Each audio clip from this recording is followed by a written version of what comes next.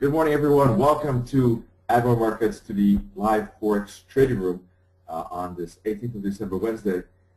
First of all, I do want to check if you see the screen properly and hear me properly, because yesterday we had a bit of problems with the screen, so hopefully this time everything's fine. Great. I already have one confirmation that things are good. I just have to find there it is. Yeah. Have more confirmations. Great, good stuff.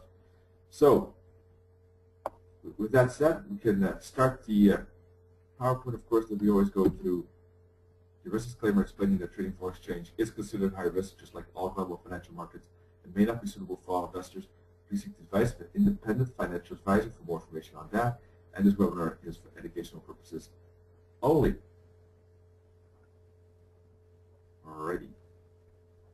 So today we're going to take a look at these steps. As always, we're looking at trends, opportunities, filters, triggers, and entry methodologies to decide how best to tackle the market. Of course, there are a lot of elements that one could change and tinker with, but in general, Fibs, trend lines, moving averages, are very good basic concepts that have proven their value and worthiness in trading. All right, take a look at the social media. And with that said, first I'm going to take a look at the economic calendar, because there is some news today. I think of the pound, some major news, but later on, of course, also FOMC statement.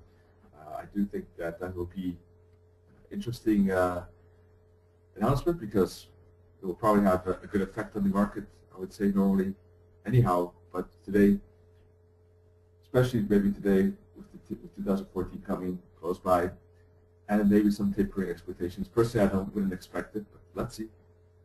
Also, there's been quite a quiet movement in the market, so maybe it's the quietness before some volatility after this or during this event. We have an in-case pound claim and count change meeting minutes. That is quite a big news in 1 hour 42 minutes. Oh, let me check the audio. Maybe the settings, normally the settings are changed automatically. 1 second, folks.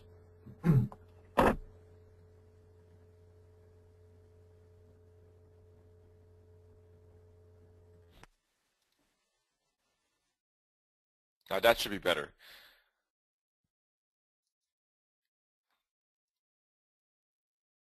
Good. Yeah, normally it automatically adjusts to the headset I have, but I don't know why with the current external monitor, with a new external monitor that I'm using temporarily during the holiday season because I'm back home, somehow it has an influence on the microphone settings. Technology can work in mysterious ways, that's for sure. Very strange. I don't know how that's even possible, but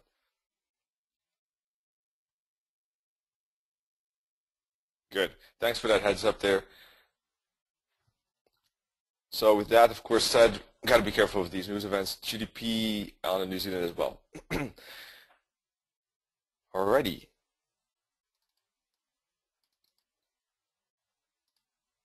Good. There are the charts. Let's start with the euro dollar as always.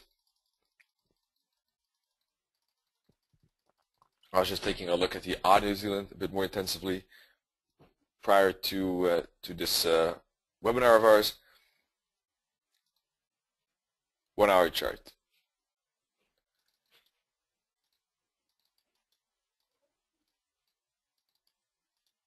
Let me just change these lines. I was making a theoretical trade to someone, explaining what a strategy, particular AO strategy was in the 4 hour chart.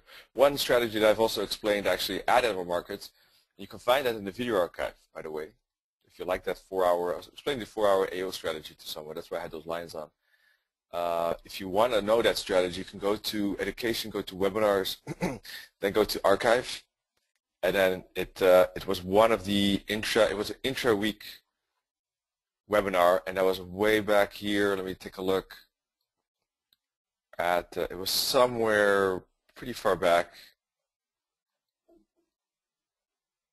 Intra-week here, 13th of June.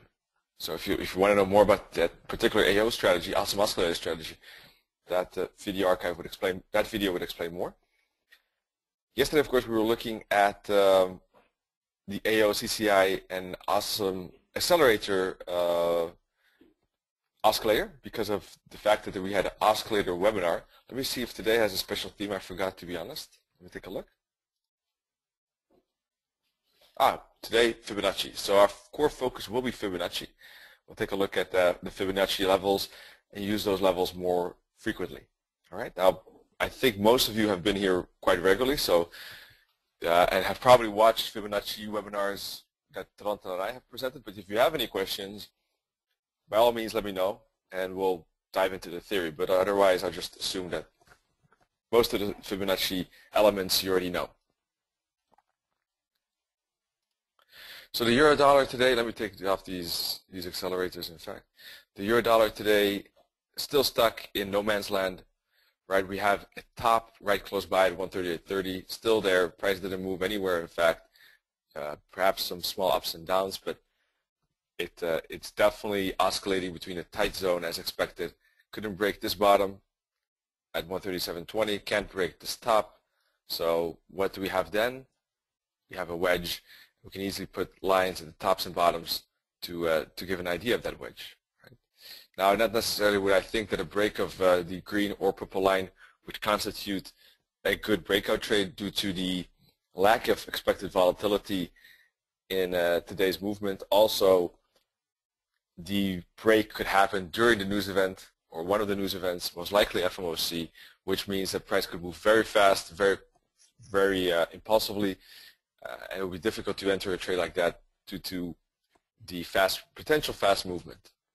Also, if it breaks to the upside, we have a pretty big resistance spot still at 138.30, right? That level is still in play, that this year's high. And if we break to the downside, that would be counter trend. So the euro dollar is not really interesting in my opinion. We can take a look at Fibonacci levels though to see how that stacks up, if there's any particular fib that could be good to be aware of. So we can start by fibbing the first move up from the bottom to the very first fractal, and we can see the currency stopped at 786 and then went to target. All right, so we will take the next swing high, swing low from fib retracement to fib target. Okay, and then we're looking, we see we have a 618, and again we stopped at the 272 minus 618. So then we could take the next fib. That's one way of fibbing, from retracement to target, and literally to target. Sometimes, though, the target is not a logical high. This fibbing it from here to here is not really a logical swing high, swing low, right? But this is one way of doing it, though. And we can see that that minus 618 is 138.50. A more logical swing highs, swing lows would be, just by viewing it from the pure eye, would be to take it to the very top here. That too is still a 618. Then maybe even this fib from here to here, and we can see that probably at this case the most logical 4-hour fib would be from here to here, and almost stopped at the 38.2. So this is how you can use fibs, and you can use both ways in fact to give maybe a confluence, for example, or more information. It works well at the beginning. Eventually, though, if you fib from retracement to target, the fib will be kind of get out of sync with natural swing highs, swing lows. Natural swing highs, swing lows on the oscillator, for example. Right? We can see, if we look at the oscillator, we can see that this move is one swing high, swing low. Then we have a retracement. Then we have again a swing high, swing low. If we look at the oscillator, then we have a retracement. Then we have again a swing high, swing low. And now, again, the oscillator is back to the zero line, meaning that this particular swing high, swing low is finished from the 4-hour perspective. And that's why we could also, from the oscillator point of view, put a Fibonacci from here to there, because that is one natural swing high, swing low, also from the oscillator point of view. Let's take a look at, you can do the same process, of course. I would not want to be too repetitive on one currency, but funny enough, you could do the same on the 1-hour chart and start from the very bottom. The fib could be different. Why could it be different? Because we're fibbing different swing highs, swing lows. Therefore, the target could be different, and then the fib could be different, right? But here you wouldn't see necessarily the bigger fibs. It's more difficult to see, let's say, this very fib from top to bottom is easier to spot on the 4-hour chart, right? Here we'll be basically looking at more internal fibs of the 4-hour chart. At the moment though, because we're retracing, there is nothing to fib on the 1-hour chart. On the 1-hour chart, this is a range, and we know that in range environments we don't want to use fibs. So on the 1-hour chart we wouldn't want to use a fib because it's just a range. It wouldn't make too much sense unless you're fibbing the retracement. That would still make sense, for example, but that was in the past, excuse me. If you fib this first correction, most of the times price stops at -272, -618, -1000 at these targets, but in this case it went all the way down to the -618 before we got a bounce. But anyhow, at the moment it's a clear range on the 1-hour chart right here, so there's nothing to fib within this move. It doesn't make sense. It's just bouncing up and down. That's why the only fib that makes sense is on the 4-hour world, to fib this last swing high, swing low. Fibonacci is especially useful, of course, in trending modes. So definitely Soko. We'll take a look at the dollar yen. Absolutely. Day chart. We can use some fibs for this as well.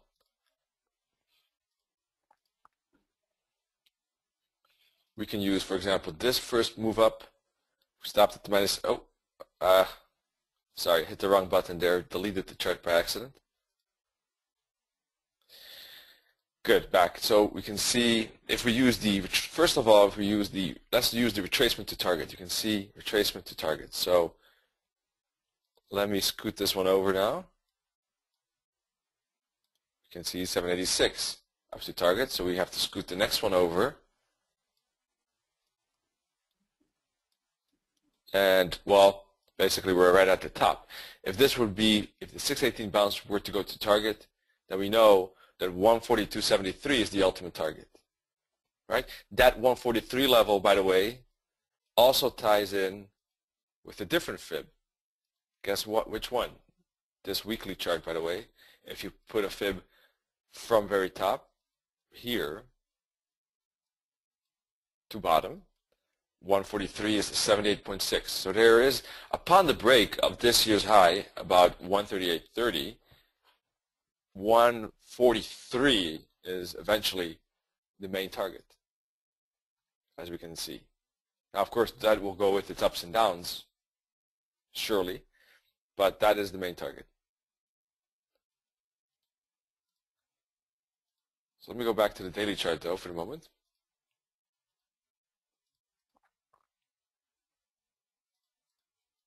So that will be the last daily chart. So fib. So basically, the daily fib is from here to here. The 4-hour fib is from here to here. And if we break the 4-hour low, where I will put the blue line, then there is a possibility for price to fall and bounce off the 786 or 886, because those are still potential bouncing spots from this daily fib perspective. And we could see potential bounces to the upside from those fibs. Of course, if the bottom were to break, where I have the orange line here, then we should see a fall to at least to the next bottom, which is at 127.75. So this is kind of the major levels here in the game plan that one could kind of think already of where to trade what based on this information. Right, downside down to the 786, for example, below the blue line, down to the green line, below the orange line, upside from above the red line, and from 786, 886, and maybe from here as well. Right, so this is how you can make a mental trading plan already. Weekly chart is, in fact, well, weekly chart, the funny thing is this is actually in a big range. So, you know, this actually really is range bound, funny enough. But we could still put a fib on this smaller move up. Let's see. Well, not small, but yeah, relatively small, maybe. Let's see where that target is. That's where price stopped. So no wonder, from that perspective, let me get rid of this one for a second. And this one. From that perspective, no wonder price stopped here, right? Minus 618 target. Right, and we got a reaction to that. So from the weekly perspective, we could put this fib on from here to here, in fact. And we bounce off the 50. We had one swing high, swing low, and move up to minus 618. Then we can put a new fib on. Of course, from a more visual point of view, we would say that this is probably one swing high, swing low, and this is a retracement. So it depends how you want to fib it. In this case, though, both minus 272s at around 141.30 and 50, which could be a temporary bouncing spot.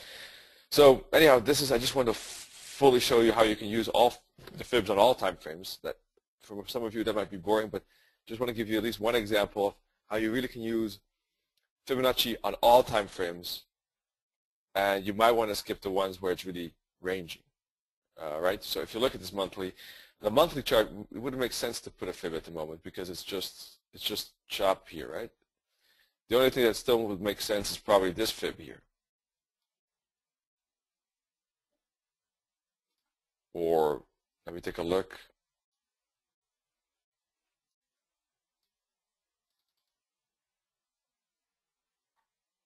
This one, but you know, this is such a massive fib that it just becomes less useful logically. But also this is just a range bound, so it doesn't really make sense. But we can look at these smaller legs. These basically, we could look at these legs for fibs, right? But this, all these legs, these ups and downs are a range. So that's, I hope that makes sense. If you have any questions, let me know. But that's how you could use all these fibs to have an idea where price is going to. And it's, in a way, if you have any doubts, it's always good to be more patient before moving the fib, because what I think fib traders, you want to always avoid is fibbing too soon rather than too late, in a way, to a certain degree. Because, for example, if you have a move up and you have a move retracement that goes to the 382, and then you go up to the minus 272 target.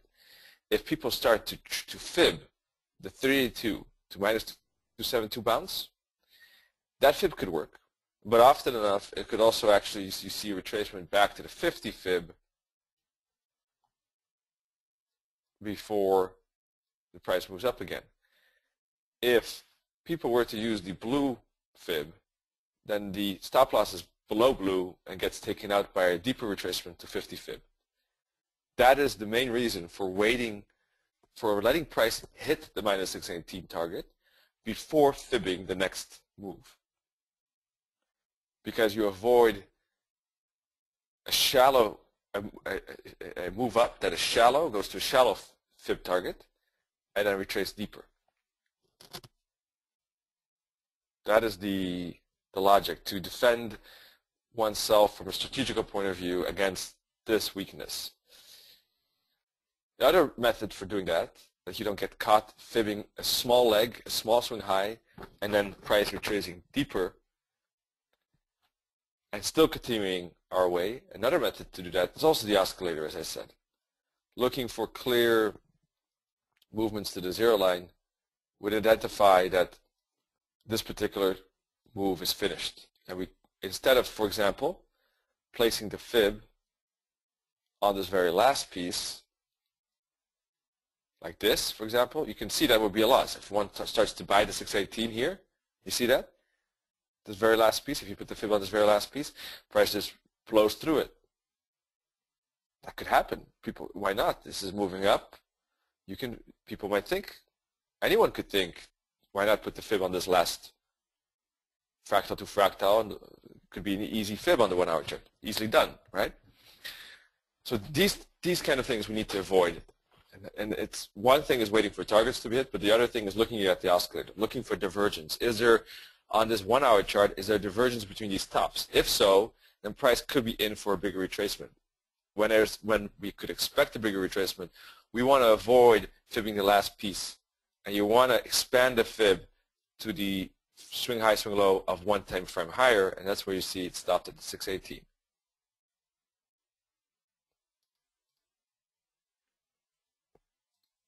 So that's another method. And you can actually, there's nothing wrong with fibbing, of course, anything necessarily within this zone here, within this move.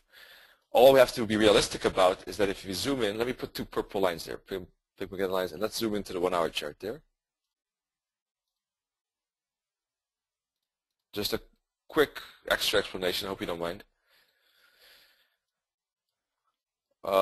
There's nothing wrong with putting fibs on this, necessarily this up move, although it's choppy, but just from a theoretical point of view, you could definitely put fibs on certain swing high, swing lows, right? But we want to be careful if not to do it forever, because there is always the potential for, if you use the last one, that actually we get the bigger retrace. Right? For example, this fib works fine. Even smaller fibs within this zone like this, 618 to minus 618. But then the last one, right, the one with double divergence and stuff like that, then you want to stop fibbing on that particular time frame and zoom out and be aware of the fact that price could retrace the bigger swing high, swing low already. So let's take a look at the dollar yen now. And then we'll take a look at the pound. And in the meantime, I'm going to take a look at 2 questions. Wayfo is asking, is it 76.4 or 78.6? Different platforms have different levels. Both exist indeed. Both are used to a certain degree. As far as I know, 78.6 is used more often. Then again, I'm not sure if my answer is not. I'd say it's not that I've done research with, of course, thousands of traders, and I know that statistically 80% use 78.6. No, that I of course do not know, but just my feeling, I think 78.6 is more used. But that could also be because I use it, therefore I think other users more. But as far as I know, I also Tarantula, we refer to the 78.6. I forgot exactly how 76.4 is derived. Maybe someone else knows. But 78.6 is the square root of 61.8, the phi number. And I think whatever the reason for 76.4, that makes the most sense to me. So I like that. The pound and the euro respect that level very nicely. But 76.4 is relatively close by too, so I'm sure both will be respected to a certain degree. Yeah, both are used fib levels indeed, but how if 76.4 is derived from Fibonacci sequence levels, I don't know. I know that 78.6 is derived from the phi number. That's for sure. Why do I put fibs from 100 to 0, not 0 to 100? I'm always using from past to future. I put the fibs, not from future to past. Tarantula and I did talk about it in our Fibonacci webinar, that we don't like the other way around. We like this style.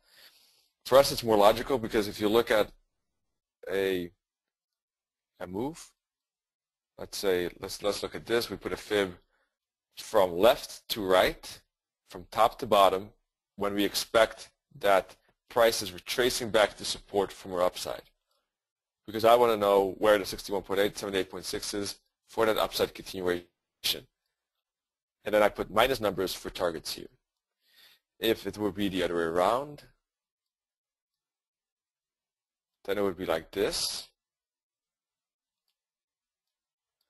That means the fibs are the other way around, and we have 886 high, 786 high, and the 23.6 is a deep fib. To me, it seems very strange like this.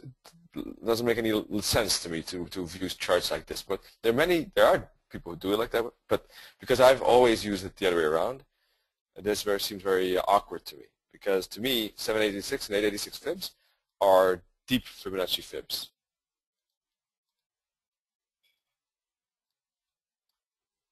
So that's why. Let me just change this. I changed it last time, I thought, but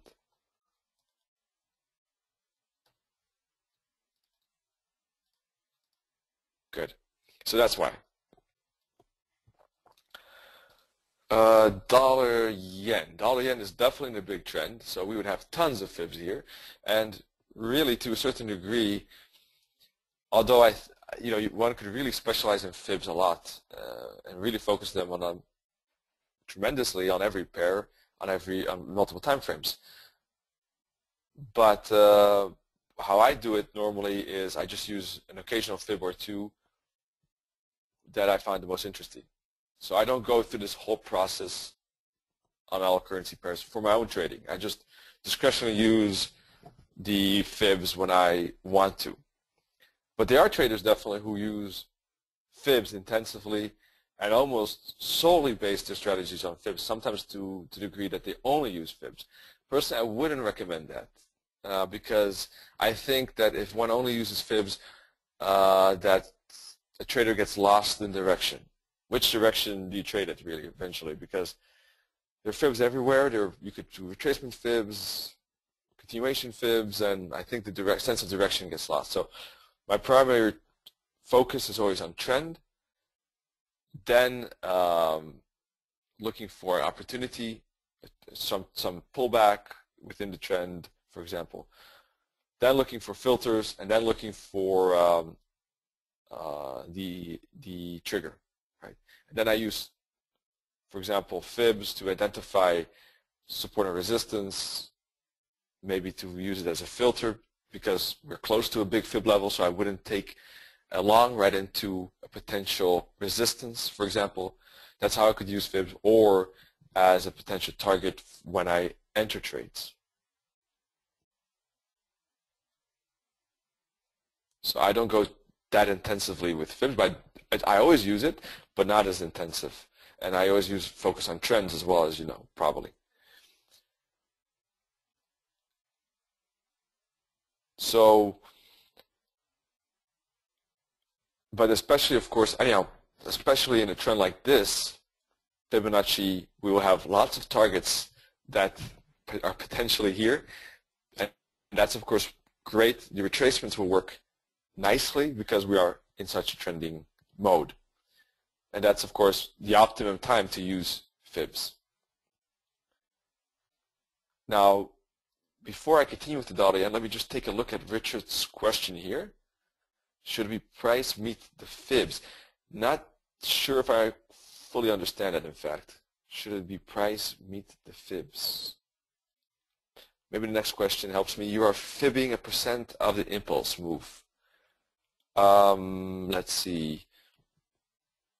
Well, basically, not sure if I understand one. What I do is normally I indeed try to take the swing high, swing low, and I'm just fibbing the entire swing high, swing low, or the entire impulse here. Not only a part of that. But maybe you can reformulate it, Richard, because I'm not low to high, yes. Well, yes, that is the classical way. If you would use the rule to fib from retracement to fib target, in some cases you would get a fib like this that doesn't use the extreme here. If you don't like that, just use the high indeed. If you use the oscillator or natural swing highs, swing lows, then it would always be from high to low, or low to high, indeed.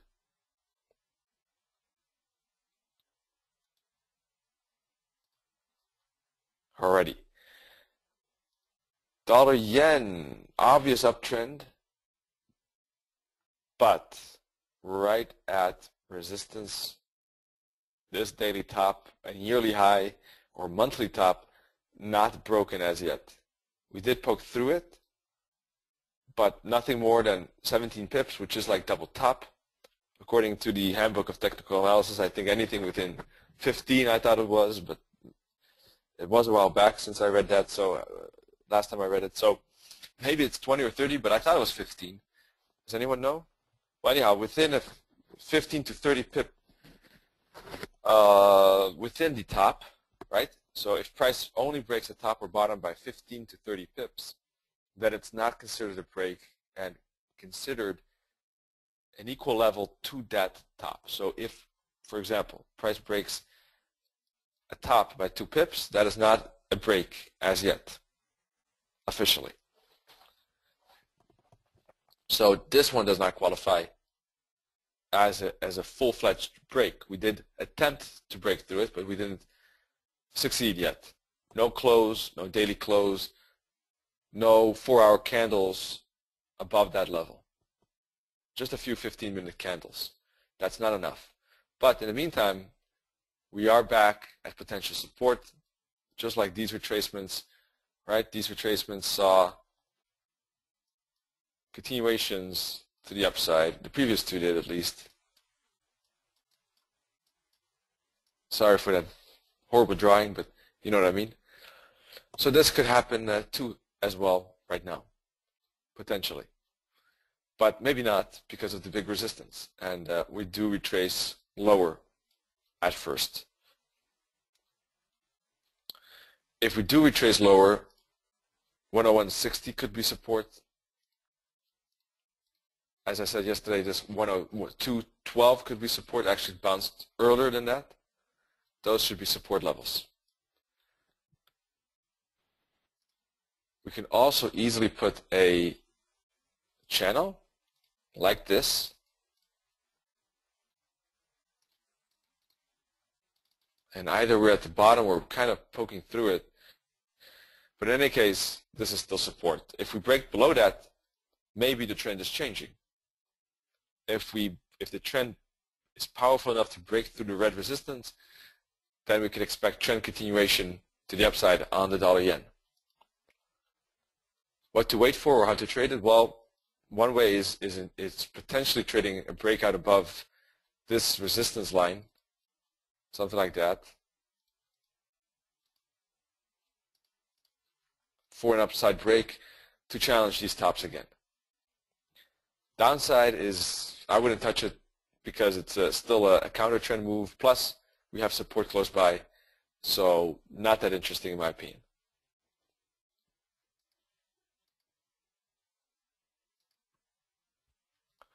So as we can see, a potential break of these fractals here, right, the break of those fractals in the 15 could lead to that breakout trade. That looks pretty interesting, in fact. If it were not maybe the 18th of December. But still, I'm not saying that necessarily this breakout would not work because it's that close to the holiday season. But that if it doesn't, that could be a reason. Let me say it this way. A tight stop loss could be used here, right below here, and trail stop the 15-minute fractal.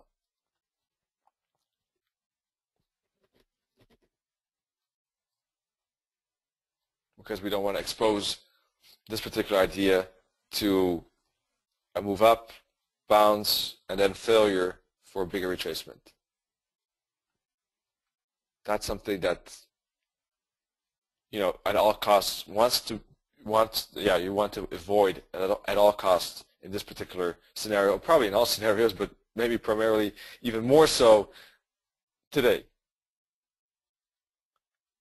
So we can move on probably, I guess. Well, we could take a look at the 4-hour Fibs just quickly, if you don't mind, and then we'll move on. This was a very logical swing high, swing low.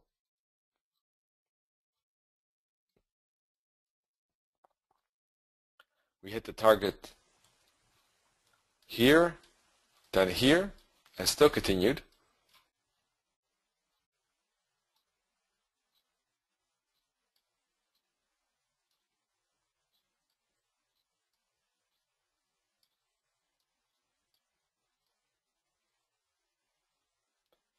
You see, this is one move up, so it's more difficult to find, natural swing highs, swing lows. In fact, on a 1 hour chart, we'd be probably fibbing this and then fibbing this for that, and maybe fibbing this entire move for these retracements like this.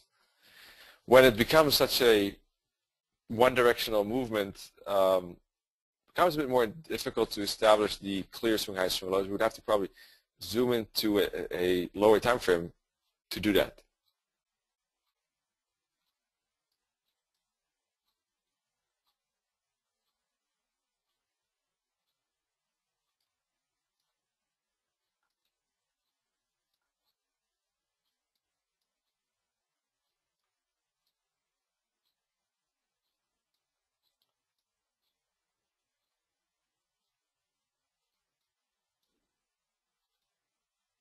Well, if we fib from fib retracement to target, we could see that the next target could be the minus 618 at 105.70.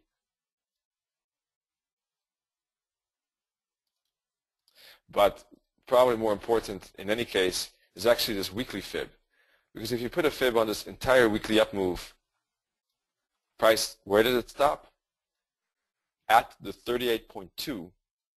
What is the target of the 38.2?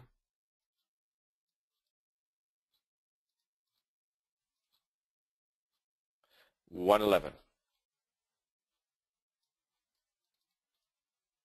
Oh, sorry. I have to move the fib a bit. Yeah, 111 and 120. So when we break above red, we break above this year's high at 103.93, then 111 is a potential weekly target.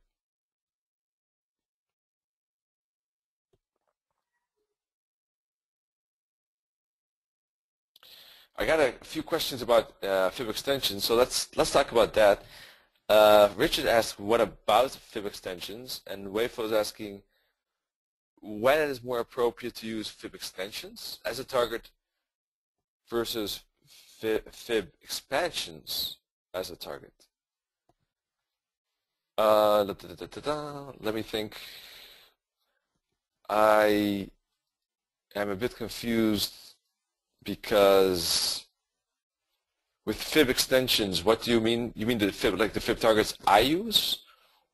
Or because I know what fib expansion is this, right? Up, down, up.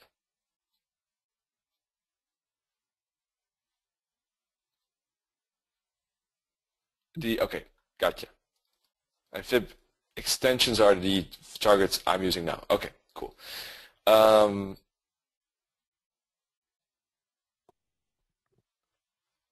Well, fib extensions I do not use that much. I know that traders, there are definitely a lot of traders that use it.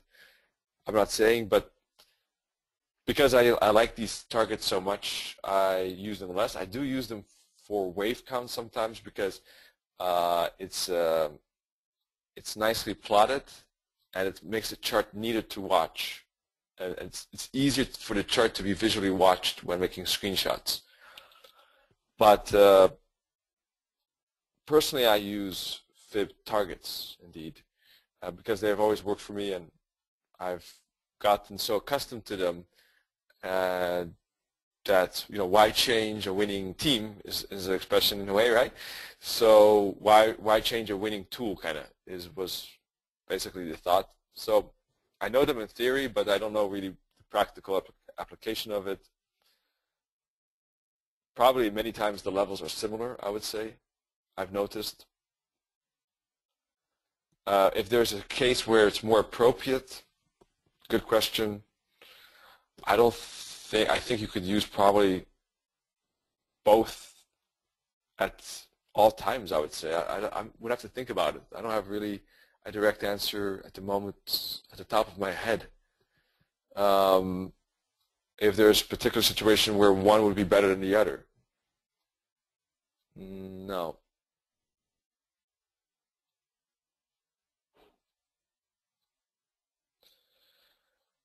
Wayfo has a suggestion saying that Fib expansions could be used for Gartley 222 targets. Yeah, true. That is true. Gartley has those specific ratios, and they're like these percentages.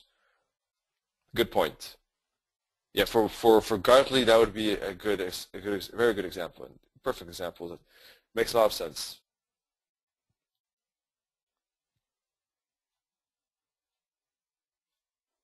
Yeah, good job.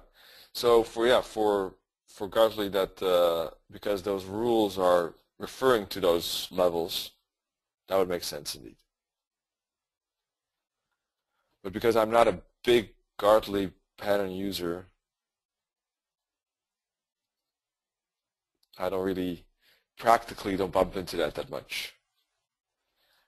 Let's see. So that would be the target here on the dollar yen, 111 at the minus 272. If we were to break above that daily top. So very interesting target, of course, from the weekly perspective. That is a very, very nice target to be aware of. From this daily perspective, something I want to mention as well regarding Fib targets is that fibbing a move like this, for example, makes less sense to me. I would not fib that move, although price could stop at those levels. I mean, let me say it this way. The retracement makes sense because the retracement could stop there, right? Price could stop at the 618, 786. But the targets don't have much sense because why? Because this particular part of price belongs to a potential triangle. Fibbing the internal part of a triangle to find a target doesn't make sense to me. Maybe price would still respect them. I haven't done a study on that, so I can never say with 100% certainty, but from a conceptual, theoretical point of view, it wouldn't make sense to me. So I wouldn't fib something like this to look for targets. This in itself, although these are separate swing highs, swing lows, all colors, they together form, all these 5 pieces potentially form a unit of their own, which is A, B, C, D, E, that potential triangle. So these 5 swing highs, swing lows could be glued together to make that particular chart pattern. Therefore, if one is looking for targets to the upside, I would really only fib the weekly, which we just did, where I have the blue line, or then start fibbing with the pink here, that first swing high, swing low for targets, and then continue with the rest.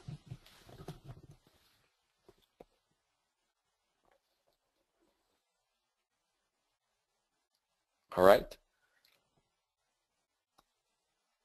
So those two fibs make the most sense on dollar yen. We can take a look at pound dollar, I think, although wait, let me see. Wayfo has a comment on the dollar yen triangle. Is it true that triangles are formed by 61.8 retracements of each leg up to E? Yeah, I think that any fib retracement would do. I don't think the 38, not the 38.2, any deep retracement would do. I don't remember at the top of my heart if it's necessarily must be the 61.8. I don't think so. I think if it would go to the 78.6, it would still qualify.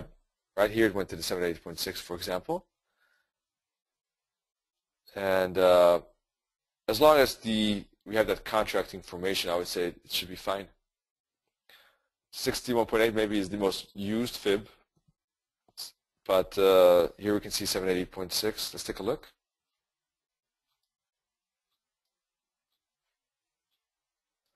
Here it came close to 78.6, but missed it a bit. Take a look at this one. This one was roughly the 78.6.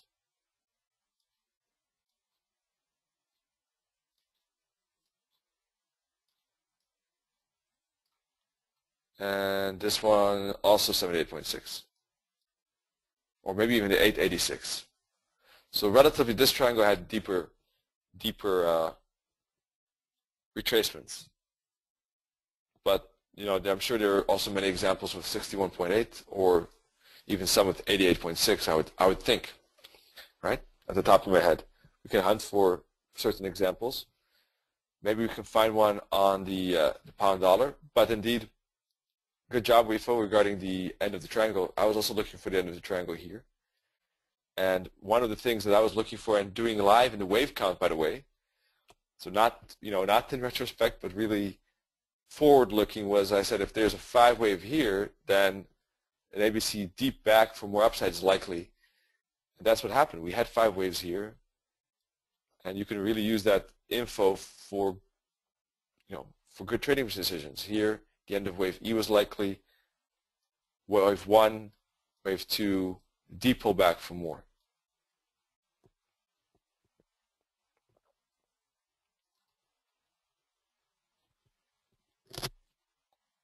So sorry, I took the message already. Let me put that up back on the chart for those of you here. This is what I meant. Wave E finish here, wave 1 here, wave 2 here. Right, deep one for more. Good. Pound dollar, maybe we can take a look at the cable. We have a good example, by the way, regarding triangles. We have one on the, in fact, on the pound. We could take a look at that one. Pound dollar in the weekly chart, of course, has a classical one.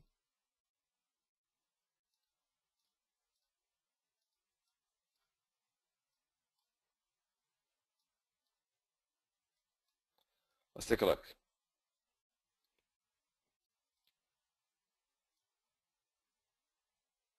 $78.6 here as well. So, but we don't know if the pound dollar will be a triangle as yet.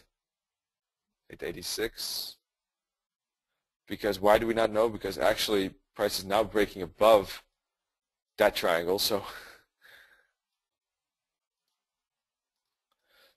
let's take a look at that. In fact, from a weekly perspective or monthly, we can see this triangle. But what's happening right now? Price moved up, paused, broke through that level, as we know. Weekly chart, though, very, very bearish candlestick pattern there. This is the daily chart. And it does have divergence now between these daily tops. So maybe we can see a deeper retracement on the pound. We've broken through the tops here, which could have been support. So the pound dollar, together with this daily divergence, may be showing the lack of strength to the upside at the moment.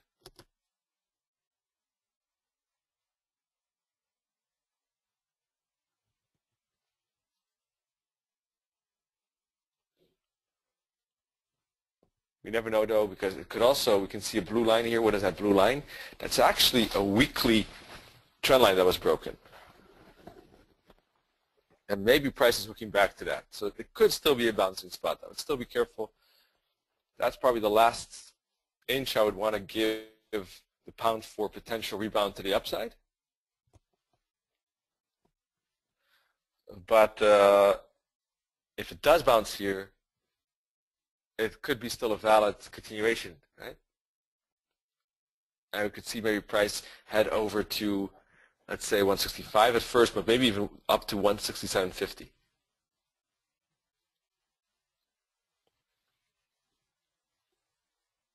Alrighty. How can we measure that? Once again, the blue line, the bottom there as well. But also, probably this purple line, right? A break above the purple line could indicate the continuation of the upside, although I'm sure we will see it with some ups and downs. So maybe in this case, waiting for the break and pull back and bounce instead of taking the immediate break might make sense, because this is a pretty strong, sturdy downside. Any break might bounce into pretty quick resistance and push it down again. But in general, so I wouldn't necessarily trade this purple line. It would not be something that I would trade at this moment, no. But it is a trigger potentially. It is something that makes us believe that an upside, a bigger long-term trend to the upside could be back in play. But does not necessarily have to be the exact entry. It could be a line in the sand without necessarily trading that. It could be a bull-bear line, and above it we're bullish, but we're still looking for an exact entry, a different entry than this particular line. This is a trigger, but doesn't have to be the entry method. The CCI is something that I've just started using. I've used it in the past. Of course, I've had it on my chart in the past. Never really built an experience, a very, very big database of experience with that, which is critical with all tools and indicators. But when listening to Talantala last week, Thursday's oscillator webinar, I found it interesting, and it has, I like it as an extra divergence, convergence measurement. Also, it could actually even be used to indicate when there's really a lot of momentum pushing price. So instead of actually looking for a reversal, it could actually be kind of like a continuation signal. From that point of view, in fact, we could see that this particular price moved down a lot, below, really very low here, and has no divergence at all. So from that perspective, maybe a break of that bottom was still in play to at least get that divergence, and now maybe it can move up again. So this is like a gas pedal measurement. I have heard, as I said, I don't have really this experience myself. That's why I have it a bit more on my chart than usual, because yesterday we also looked at oscillator trading, by the way. But it's something I want to look into a bit more.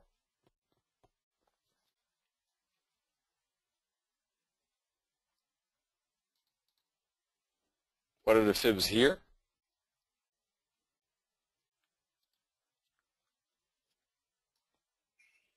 Let's take a look. First, I'll start with the fib retracement to target.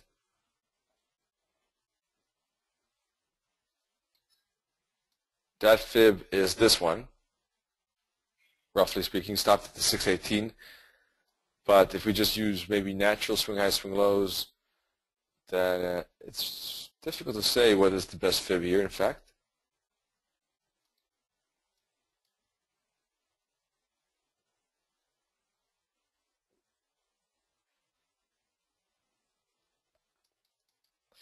Well, this could be this, because price did stop roughly at these fibs, where I have the red lines, so could make the most sense.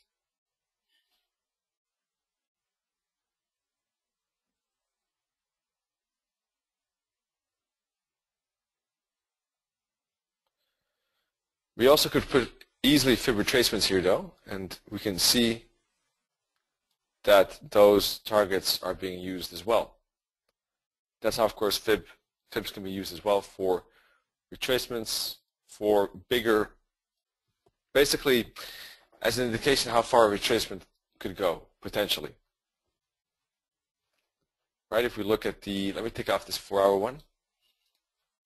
If we look at this 1-hour one, what do we see? Stopped at the 618, bounced off to minus 618, and now the minus 1,000.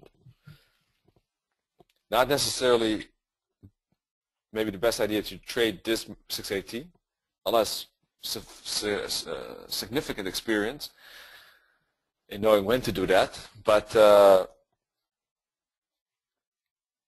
primarily very good in finding the targets of those retracements to find potential with the trend continuations.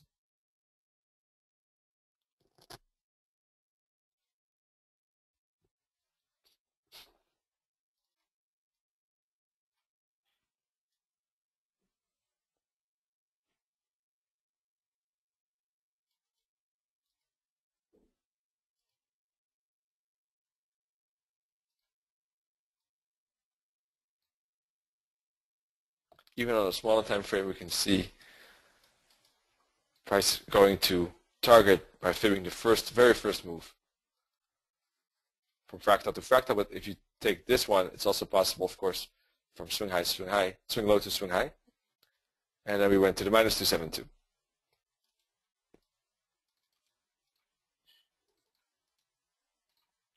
Alrighty. Anyhow, let's take a look at the daily maybe.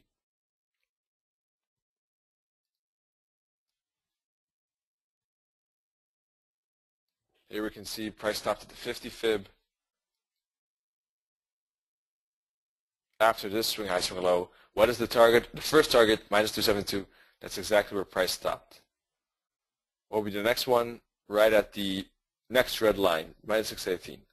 That's a potential for price to go up there, and therefore we shouldn't, I mean, to a certain degree, the 618 could still be a support, but price, of course, may not get there that low. In that case, any fib could be actually a bouncing spot of this next swing high, swing low. The 382 could be the 50, it could be the 618, 786, 86. Those could all be, in fact, bouncing spots. Even this 618, only if we really break below there would we be looking at more downside. Obviously, if this keeps falling, then it will be in a downtrend, and we would start fibbing it to the downside too and taking those shorts. But all these levels could be bouncing spots. Good morning, Raj. Good to see you. Glad you could join.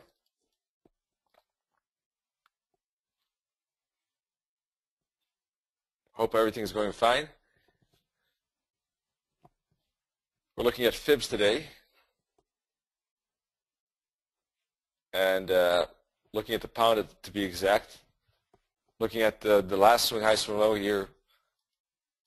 50 fib up to the minus 272. Bouncing off at 382 now. So, with this regard, when there's a fib that stalls at the minus 272, it could easily not go back to the 61.8, for example, especially if it's already went to the 50. But it happens more often if there's a shallow fib, like a 23.6 or 382, then you will see this particular formation more often. Right? This was the 38, for example, or the 23.6, and then it goes to a deeper fib after that. But it doesn't have to. Price could also stop earlier above this 382 top and then bounce.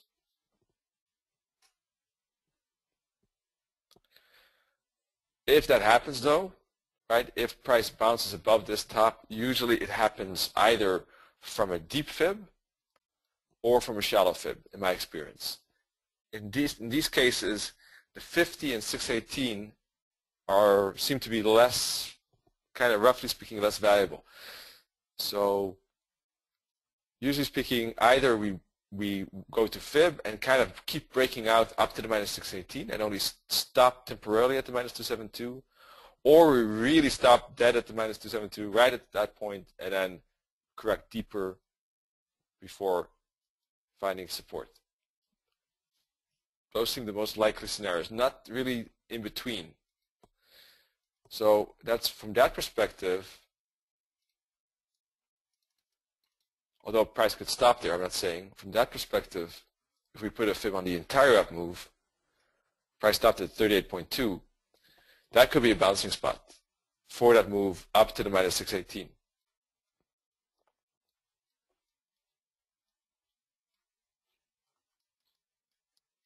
If we don't bounce off that 38.2, then we could see with ups and downs some fall to the 78.6. And then probably a bounce there.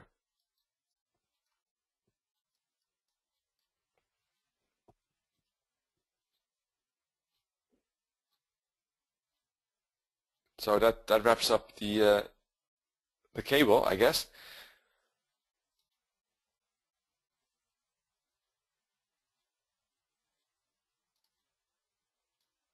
From a weekly perspective, we had a very shallow fib here, 23.6. That minus 272, by the way, is at 166.50. So from the weekly perspective, you know, there's that pretty good chance to go and hit that minus 272 target first.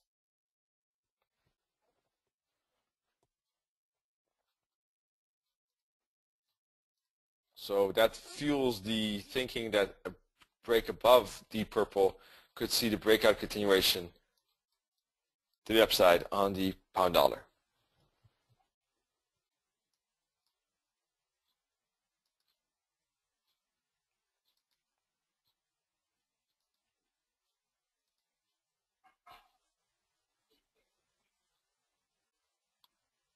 Alrighty, folks.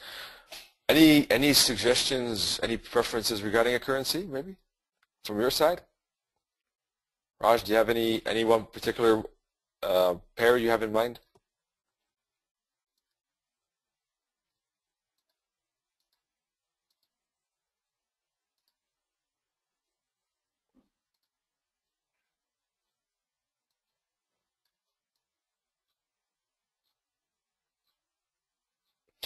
Yeah, we've already done the euro dollar indeed, but I can tell you quickly though that basically it's right in front of the yearly high, and but the 4 hour is an uptrend, so it's kind of stuck in two worlds. It's doesn't want to go up because that major resistance is so close.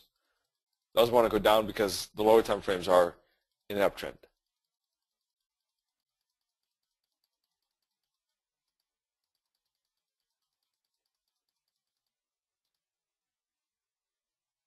So here it is. Here you can see it. Uptrend channel, but now making a triangle this week due to, yeah, there's just not enough movement in the market prior to the FOMC in the second half of December. So I wouldn't like to trade this scenario because resistance close by, but in uptrend consolidation, so doesn't seem to be a nice setup there. We can take a look at the, let's see, I got some recommendations, dollar CAD, pound Swiss. We could definitely look at those. Bjorn is asking, how likely is a bounce from a trend line like this?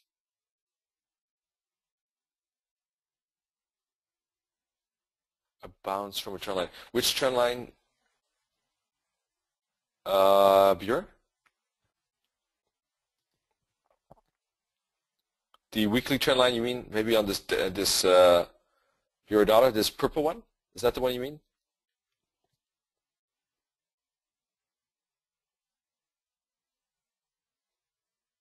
Oh, the 1 hour chart.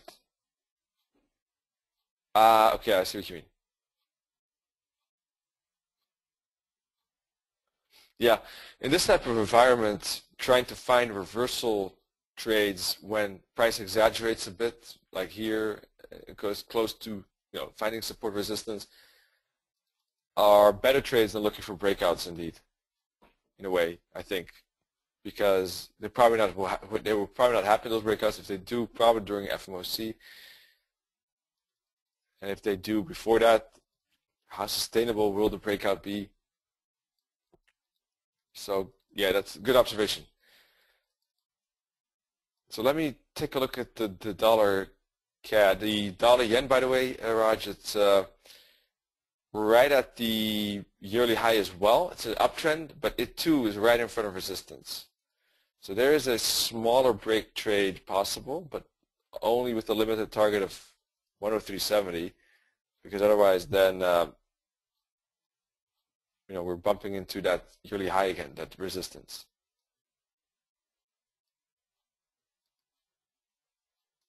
Right here, if we break above red, there could be some breakout trade to light red, right? Above dark red to light red.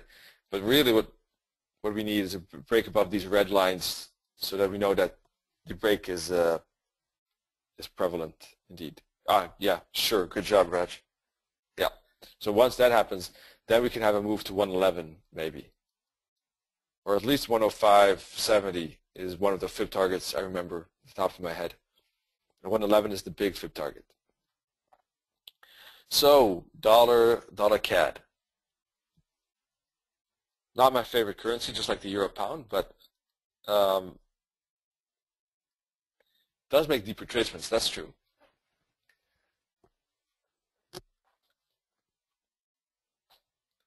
Has been quite in a trending mode, right, recently, since September, for its standard. And although, of course, it only moved 600 pips, which is really not that much, but for the dollar CAD, it was a relatively big push. Overall, quite a choppy environment here on the weekly, but we are breaking out to the upside here.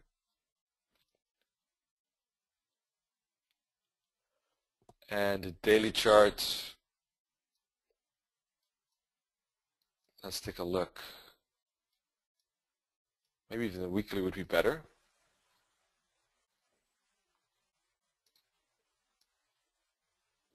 You can put a fib like this.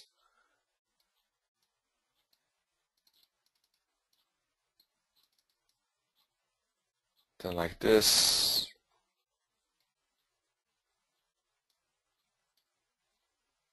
Looks like we just hit the minus 618 in fact. Right there.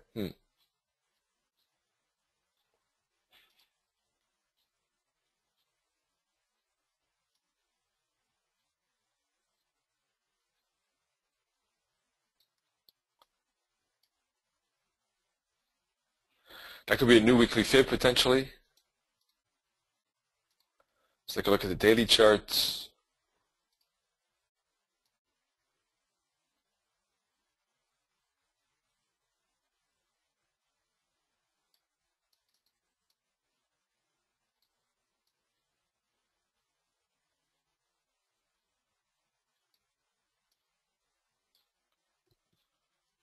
If we put a fib on the last swing high, swing low, that is the 50 fib.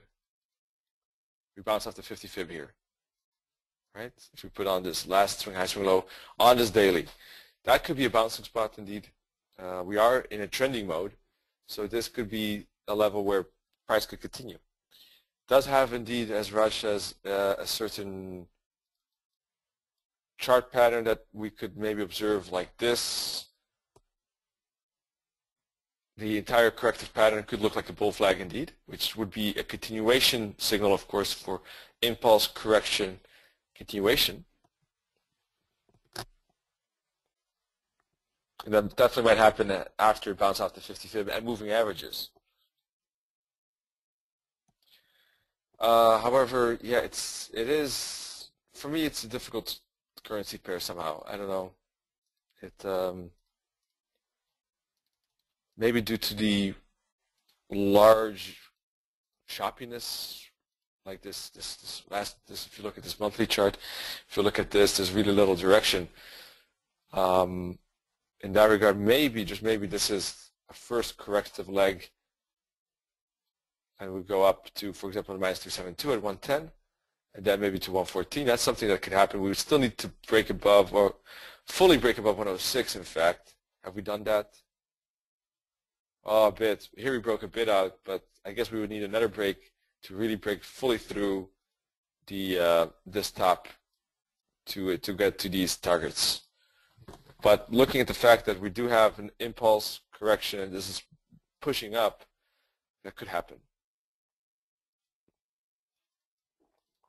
Let me take a look at the weekly. And if you look at the weekly, we could put that uptrend channel like this.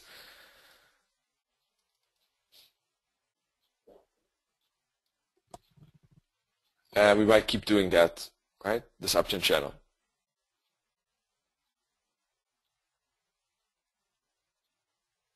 Let me check if there's any divergence.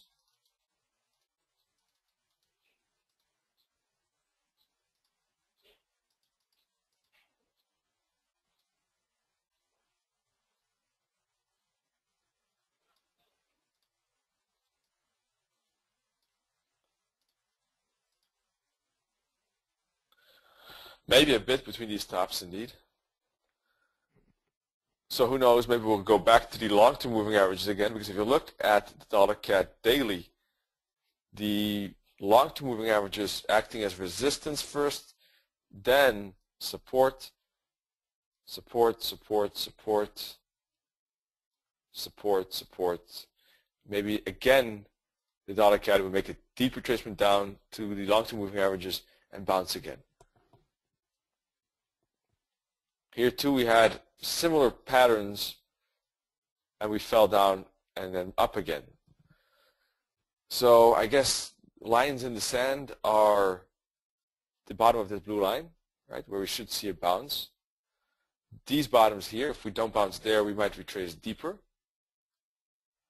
And if we stay above the green line, we maybe see continuation above the purple. Something like that.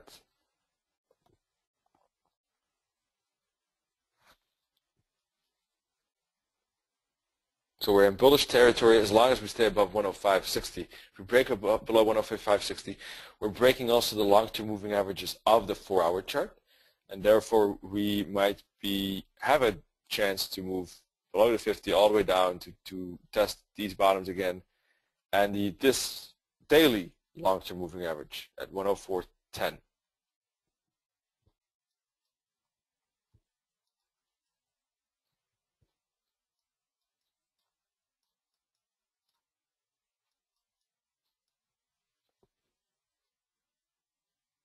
So those are the arrows and the lines in the sand, potentially on the dollar CAD, I would say. Let's see, pound swissy. Let me find that one.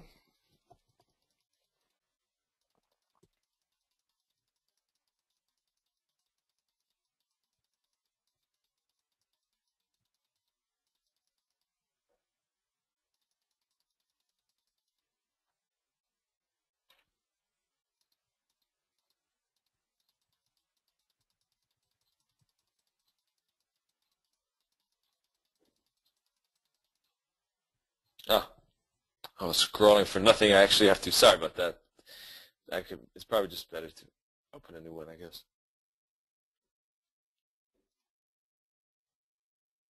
Good. So I'm back. Let's see, daily charts. Maybe even have to start with the weekly to get a bit of more perspective. What is the weekly saying? Weekly saying the swissy is not trending. Swissy is chopping because look at this move. Look at this. Relatively, look at this entire zone. Relatively, of course, very corrective in its movement. Important levels, 149 as a resistance. Obviously, these bottoms as support, but definitely 149 as resistance. If 149 breaks and price really starts to push through that, we could maybe finally see a bigger correction on the swissy, right? Finally see some more Swiss weakness that we already encountered, of course, back in 2011 with this upside after a lot of strength. And ever since, that momentum to the upside has really died down, and we didn't get any follow-through as yet. And I wouldn't be surprised if we get this weakness followed through at one point or another. From a technical point of view, I wouldn't be surprised. When will that happen? Well, this is a weekly chart, so who knows? It could be 2015. But I would say one time or another it's going to happen, or I would think it's going to happen. In any case, what we know is that the weekly chart is in a choppy range environment, and the daily chart definitely supports that idea because, boy, oh boy, look at this area here, right? Remember that? That was very wacky. We can draw probably some trend lines. In this type of environment, though, the targets themselves become less relevant because there's no real trend here, right? So I'm not saying that the retracements are not necessarily useless, because the price will sometimes definitely still respect it. Let's take a look at this, right? Well, even the targets were respected with this upside here, but you know what I mean. It's not the best of environments maybe. Let's take a look. Price seems to be stopped in between the 618 and 786 in fact.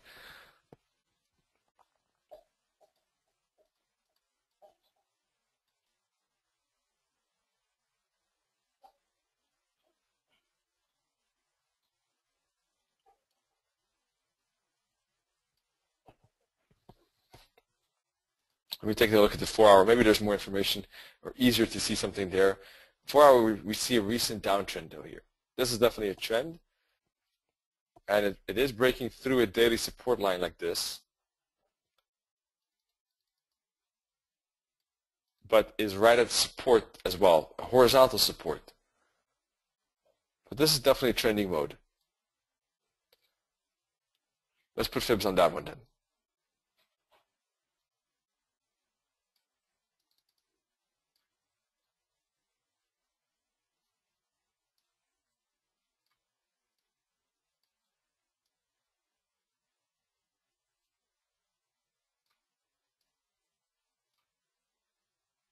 We've just reached the minus 618 in fact.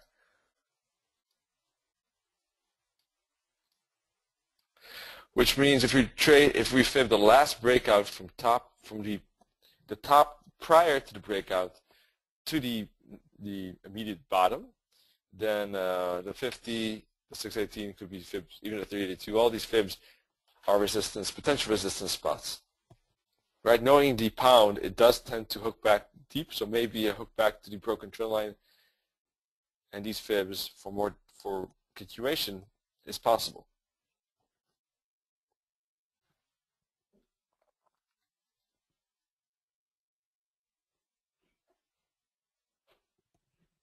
Looking at the 1-hour chart, this correction is looking quite bullish so far.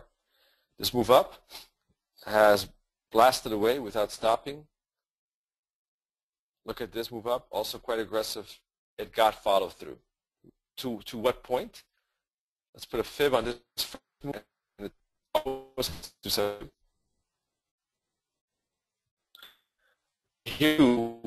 fib from top to bottom, fib the correction, and wherever the target is, that's wherever the minus 272 or the minus 618 is, that's where price could stop. So if we put a fib now on this up to down, I'll make it a different color.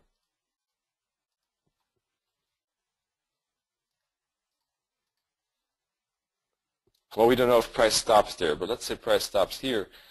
Normally speaking, these targets are lined up. The minus 272 with the 50, the minus 618 with the 61.8% retracement. Of course, price hasn't stopped as yet. It's too early to fib. Assuming it will stop roughly around this area, normally you do see that confluence, and either price will make a move down, bounce off it, and hit these targets, and then continue with the trend. That is something that could definitely potentially happen. And the likelihood of that happening, down, up, down, is larger, is higher now. Why? Because of this relatively big impulse. And why is it relatively big? Because if you look at other corrections, they all stopped at minimum below the band, the moving average band, or at least at the band. This one closed above the band in one go. And if you then compare that to previous price action, it hasn't happened in this entire down move.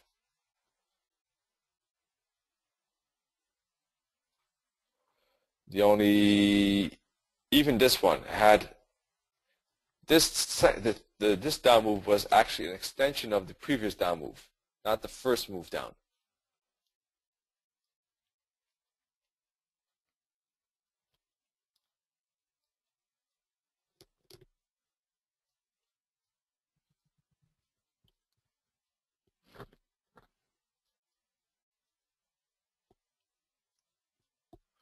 Well, I can't find another example, but I've looked at this particular importance on charts And it seems to be quite useful information in any case. I was looking for another example, but couldn't find it. In any case, because of this move up that didn't really stop at previous level. It stopped maybe very briefly here. Let's take a look at that.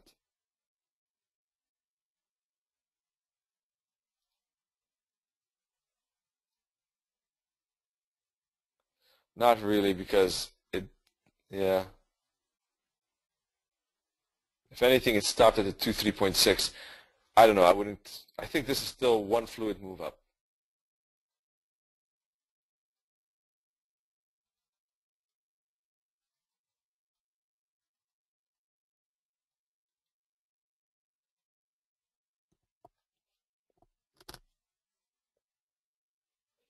And it could retrace deep because also we have divergence maybe here. Let's take a look at that. There's divergence between these bottoms, which means that when we have divergence and move back towards the long-term moving averages, right, roughly speaking, is in the cards. So now if this thing just flies up, it should stop sooner or later at 38.2. If it doesn't, then maybe it's even a reversal. But at the moment, I would expect it to stop at the 382, pull back, then move up to the 618, with a pause at the 50, and then find resistance for some downside, maybe bigger downside.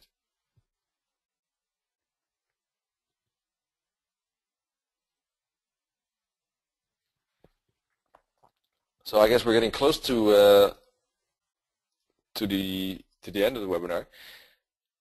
Just out of curiosity, maybe a small poll for you. How many of you actually use the 88.6? I'm just curious. Right? Why if you do and if you don't?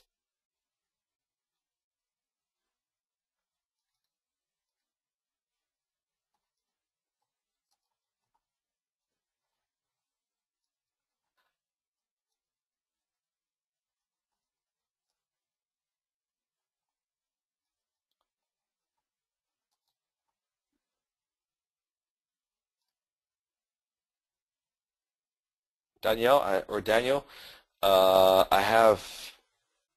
wrote the settings there. I hope you can see it.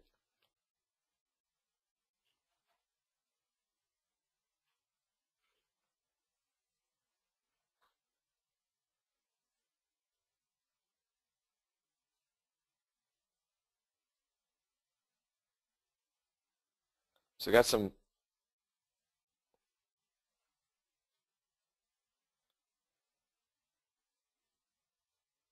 Let's see, I got some answers here.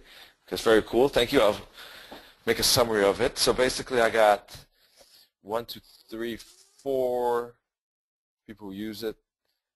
Graham doesn't. Björn only is a stop loss sometimes. And Gary sometimes is for harmonics. So let's say 4 yes, 2 occasionally, some cases, and 1 not at the moment. 4, 2, 1. Okay.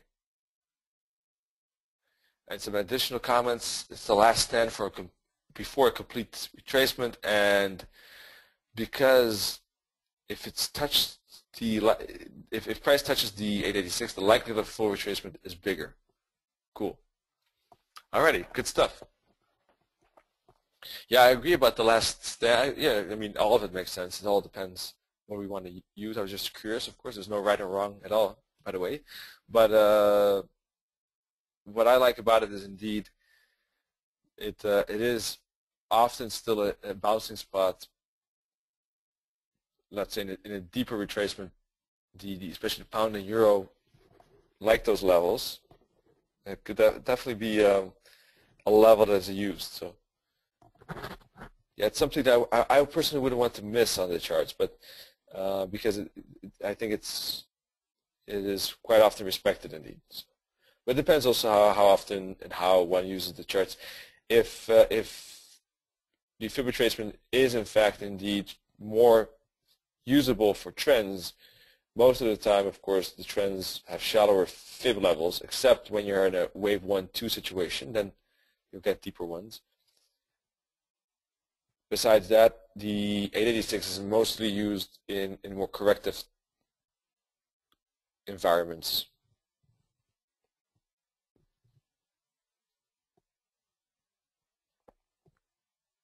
All right, great stuff. And maybe another, here again, no right or wrong answer, just for my personal curiosity. Who uses Fib targets, extensions, and who uses Fib expansions? And the third option would be, I don't know, trading stops.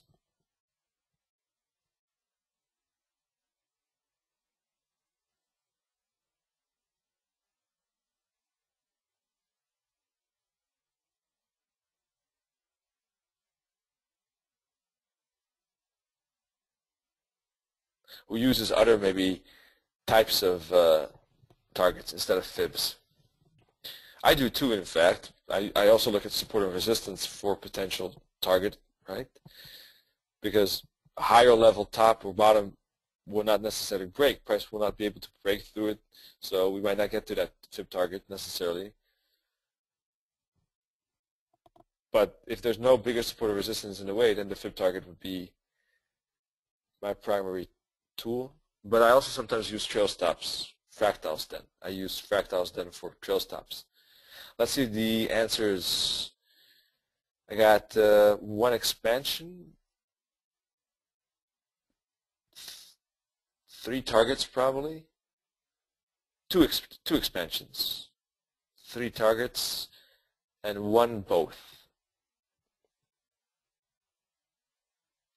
Cool. So it's a bit of a mix maybe there. Björn loves the 161.8. That's a very, very nice target indeed. It's awesome equity, awesome R2R, especially if one is expecting a wave 1, 2, and a longer third wave. You can easily go for that 161.8. And because it's a deep retracement, the R2R could be phenomenal indeed in those cases. For example, the dollar yen is an excellent example. In fact, let's go to the dollar yen, or was a wonderful example. I'm just going to show you one of the past. Sorry, this is the wrong dollar yen. I was doing some testing here. 1 second. There it is. The one I mean is this one here. I was looking for 5 waves here, and I saw 5 waves because I was already thinking that wave E could be finished. I talked about this one a bit already, in fact, right? Wave E could be finished here. 5 waves up, which means fib the entire 5 waves, wait for a deep retracement, right? Bingo, 7886, small risk relatively. And here you can definitely aim for a high target. If we put fib expansion on that move, let's do that for the fun of it. Oh, 1 second.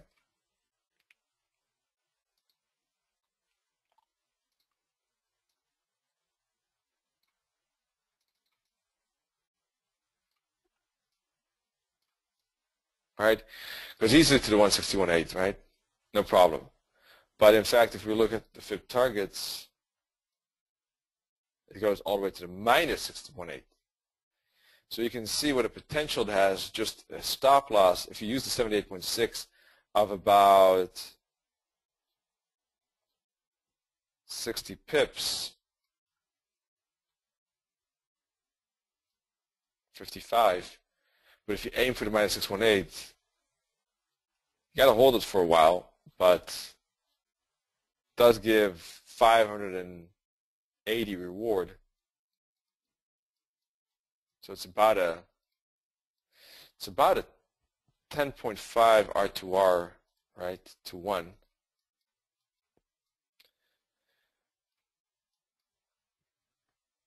That could definitely, spike up the equity curve. that minus 618 is also well below still the top, which definitely could be resistance. So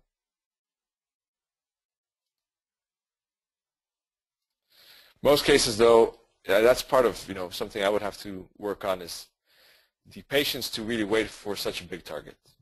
That is, of course, the importance of trading psychology, and the difference sometimes between the plan and the actual trading. But most of the time, I don't hold that long. But it does show you the potential, though,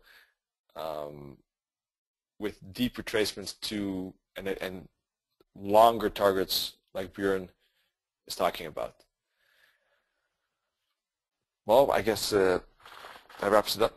I hope to see you all tomorrow. We're going to be talking about two things. This trading room session again tomorrow morning, but also tomorrow we have a flashback of 2013. So that will be kind of for fun. I think it'll be a fun topic to look at all these movements we've had this year. Richard sent me still a screenshot, so let's take a look at that. Not sure this is, it's the Kiwi, I think. Let's see. Richard is saying overlapping Fibs and Fib extension. Let's take a look. 50, 382, 618, 786, 886, bingo. And then AB is CD. If you do the expansion to here, yeah, you get the confluence there indeed. Yeah, very nice. Confluence is always very good indeed. What I do though is I use the Fib target or / Fib extension tool to find that confluence. So I use multiple Fib extensions and retracements to find, let's say, 61.8, right? Fib with the minus 618 and another. But this is also a way of finding confluence. Whatever finds confluence is great stuff indeed. Awesome. Thanks, Richard, for sharing that. I always appreciate screenshots and comments very much. And I thank everyone for doing that, and also for being here. And wish you all a great day and great trading. Cheers.